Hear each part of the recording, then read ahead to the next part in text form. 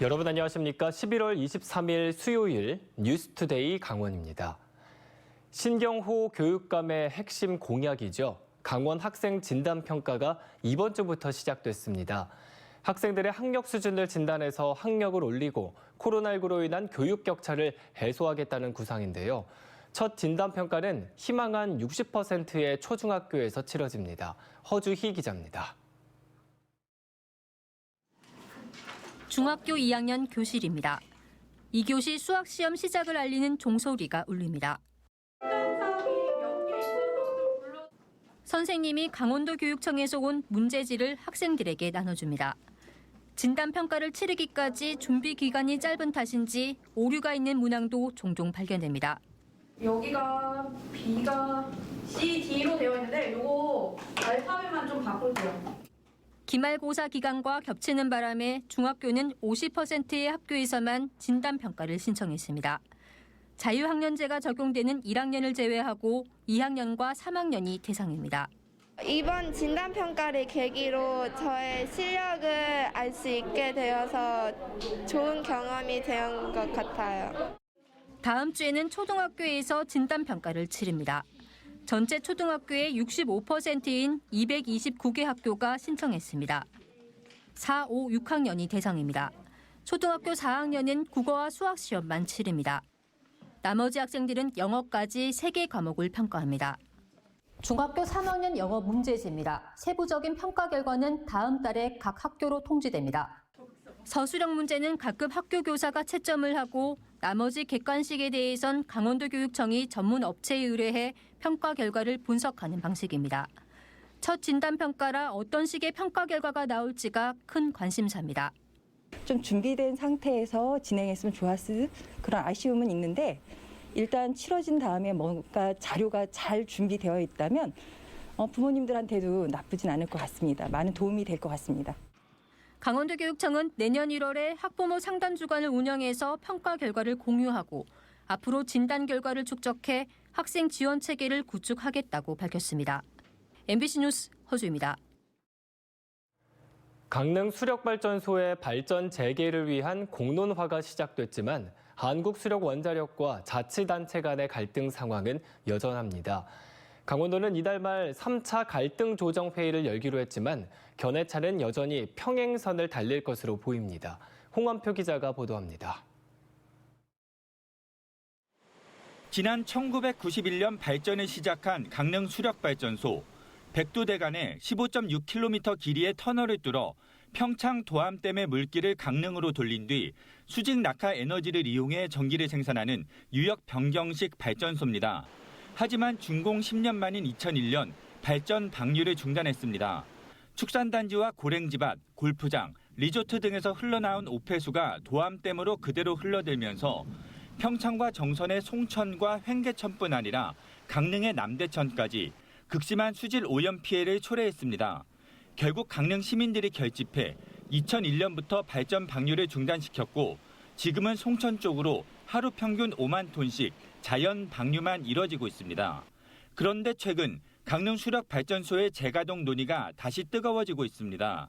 운영사인 한국수력원자력 측은 도암댐 가동 당시와는 달리 상류에 생활하수 처리 시설이 조성돼 주요 오염원의 유입이 크게 줄었고 수질 개선 방법도 찾았다는 입장입니다. 여기에 신재생 에너지 수요 증가, 탄소 중립 등의 환경 문제까지 겹치며 강릉 수력발전소 재가동이 대안이라는 겁니다. 직접적인 수질 개선이 필요한데 이럴 때 필요한 많은 선진 기술이 있거든요. 이 선진 기술은 지역과 협의하고 의논하면서 같이 연구하면서 적용하도록 노력하도록 하겠습니다. 이를 둘러싼 자치단체들의 입장은 조금씩 나뉘고 있습니다. 강릉시의 경우 성산면 주민은 재가동에 찬성하는 반면 여전히 남대천 오염을 우려하며 반대하는 시민들도 많습니다. 이에 따라 지난 3월 강릉 수력발전소 측과 시민의견 수렴을 위한 공론화 협약을 맺고 여론의 추이나 다른 지자체의 행보에 주의를 기울이고 있습니다. 합리적인 물 이용 방안에 대한 연구 용역을 거치도록 계획되어 있습니다. 방류가 중지되었던 사유인 수질 2등급 개선은 기본적으로 충족시켜야 된다는 그런 입장입니다. 반면 송천이 흐르는 정성군의 경우 반대 기류가 심합니다.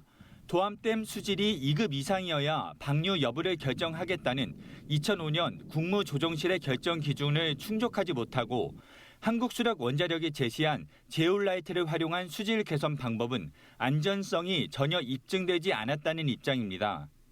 댐은 홍수조절용으로 가고 댐 내에 퇴적물을 준설한 후 수질을 개선하고 방류구를 통하여 자연 유화하는 방식으로 가야 된다고 저희들은 촉구하는 것입니다. 정성군은 여기에 도암댐이 송천 수계에 미치는 영향을 분석하기 위한 연구 용역에도 나서고 있습니다. 정성군은 송천의 생태와 환경, 수질 등을 계절별로 조사하고 있습니다. 강원도는 강릉시, 정성군, 원주지방환경청 등 7개 기관과 갈등 조정 실무 협의체를 구성하고 이달 말 세 번째 협의에 나설 계획이지만 기관마다 이해 관계가 복잡하게 얽혀 해결책을 찾기까지는 적지 않은 시간이 걸릴 것으로 보입니다. MBC 뉴스 홍한표입니다. 원광수 원주시장 비서관이 별정직 공무원 임용 이후에도 편의점을 계속 운영해온 사실이 확인됐습니다. 원주시도 이 같은 사실을 수개월 전부터 알고 있었지만 필요한 조치는 차일피일 미루고 있습니다.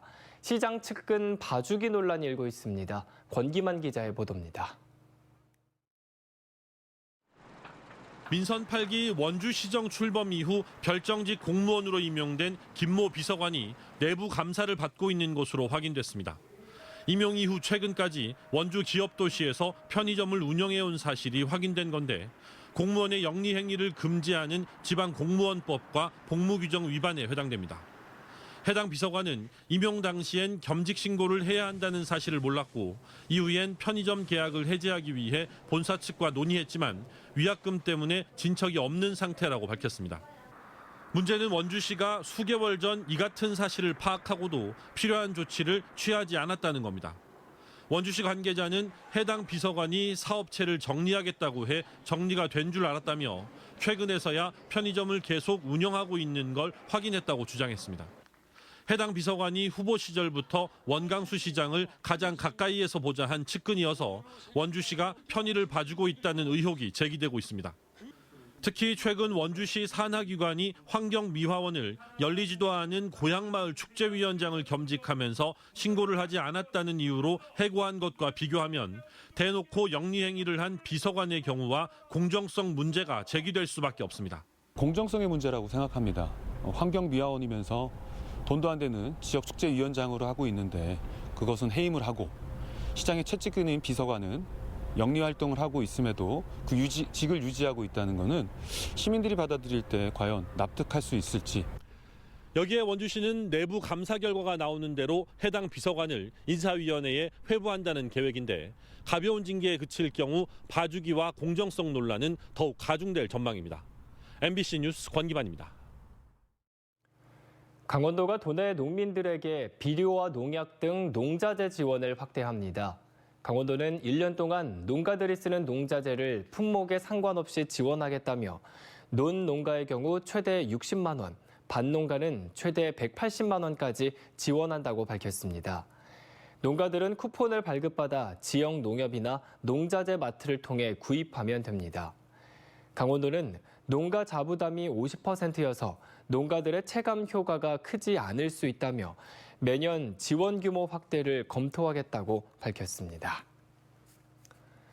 강원도의회 정재웅 의원이 가족이 없는 사망자나 저소득층을 위한 공영장례 지원 조례안을 발의했습니다. 정 의원은 무연고 사망자의 경우 지자체장이 장례업체에 위탁해 시신을 처리했지만 별도의 장례의식은 없었다며 애도와 추모의식까지 지원하는 조례안을 발의했다고 밝혔습니다. 그동안 서울과 부산, 경기도 등은 조례 제정을 통해 공영장례가 지원됐었지만 강원도는 지원 근거가 없었습니다. 최근 3년 동안 난방기구나 전기온열기구를 사용하다가 발생한 화재 사고가 500건이 넘는 것으로 집계됐습니다. 강원도 소방본부가 발표한 최근 3년간 원인별 화재 현황을 보면 난방기구로 인한 화재 사고는 410건, 전기 온열기구로 인한 사고는 128건으로 집계됐습니다. 또 겨울철인 11월부터 2월까지 난방기기 관련 화재 사고가 집중되는 것으로 나타났습니다. 이에 따라 동절기 전열기구 사용주의보를 발령하고 하나의 콘센트에 여러 기기를 연결하지 않는 등 기기 사용에 각별한 주의를 당부하고 있습니다. 강원 지역 스키장의 개장 시점이 오는 25일에서 일주일 정도 연기될 것으로 보입니다. 용평 리조트는 최근 따뜻한 날씨가 이어져 인공눈 만들기가 어려운 데다 오늘 비까지 내리자 25일로 예정된 스키장 개장을 연기한다고 밝혔습니다. 해마다 용평과 개장 경쟁을 벌여온 휘닉스 평창 역시 개장 시점을 12월 첫째 주 이후로 잠정 연기한 것으로 알려졌습니다. 가장 먼저 문을 열기 위한 스키장들의 경쟁이 치열해지면서 11월 20일 전후로 굳어졌던 강원 지역 스키장 개장 시점이 날씨 변수로 인해 실제 11월을 넘길지 주목되고 있습니다.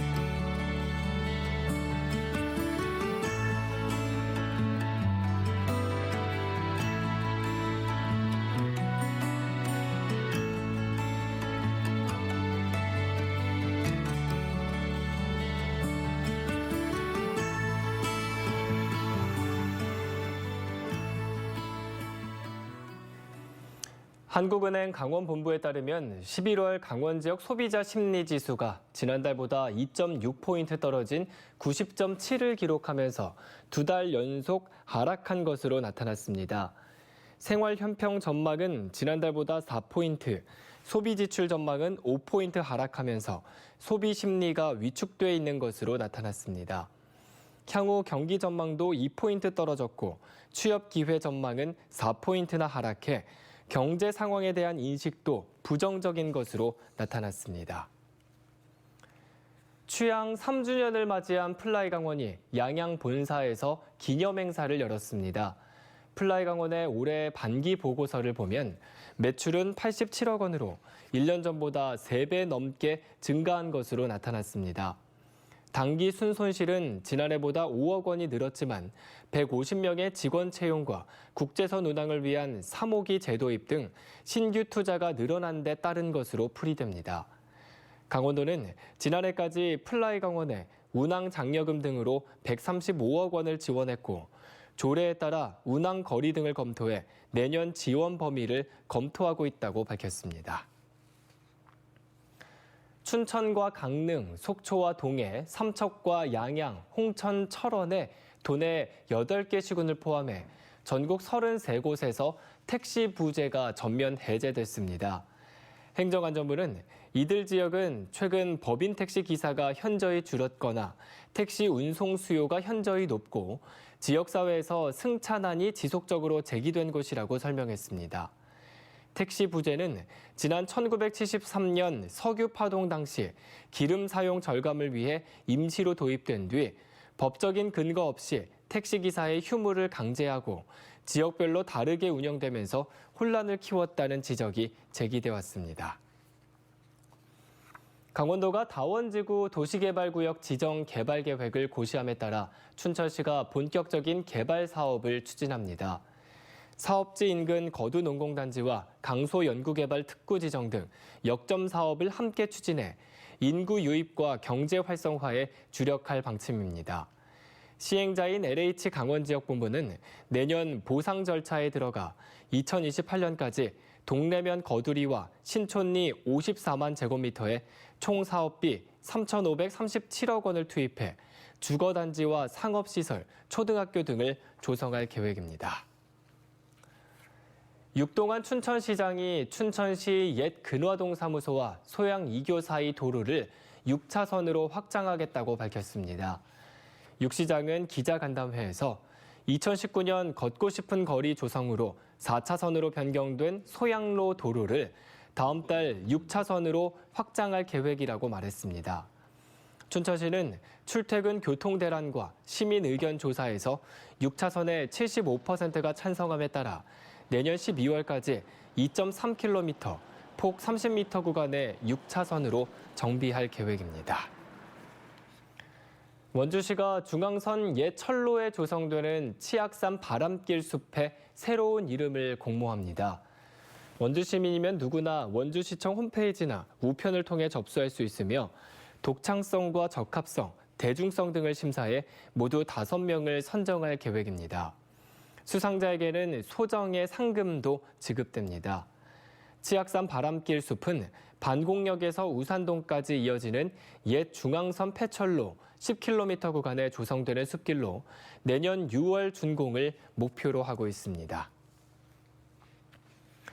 홍천강 갈마곡교와 송악정 구간의 수변 연결로 조성 공사가 내년 말이면 완공됩니다. 홍천군은 홍천 연봉에서 송악정 인도교 설치 공사가 착수돼 기초 타설 중이라며 내년 12월까지는 모든 공사가 마무리된다고 밝혔습니다. 이상으로 뉴스투데이 강원을 마칩니다. 고맙습니다.